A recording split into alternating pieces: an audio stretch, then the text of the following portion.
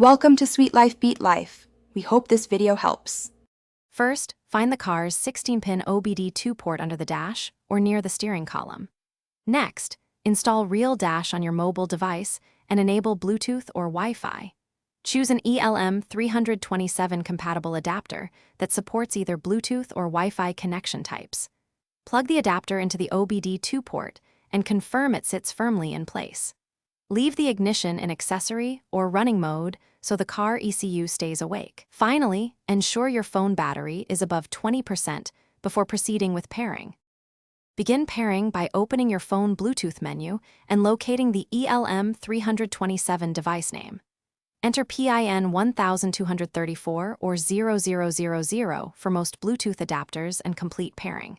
For Wi-Fi adapters, connect to the adapter network and use IP 192. 168, 0, 10 if prompted. Open Realdash and go to Settings, then Connection to select Bluetooth or Wi-Fi. Set the adapter baud rate to 115,200 for faster PIN. Once connected, open Dashboard in Realdash and choose the gauges you want displayed. Select specific PIDs like engine RPM, vehicle speed, coolant temp, and fuel level for useful feedback. Save your layout as a named profile so you can quickly reconnect next time. If data does not appear, verify the ignition is on and the adapter remains paired with your phone.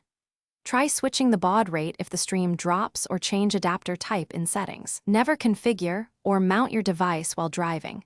Stop safely before making changes.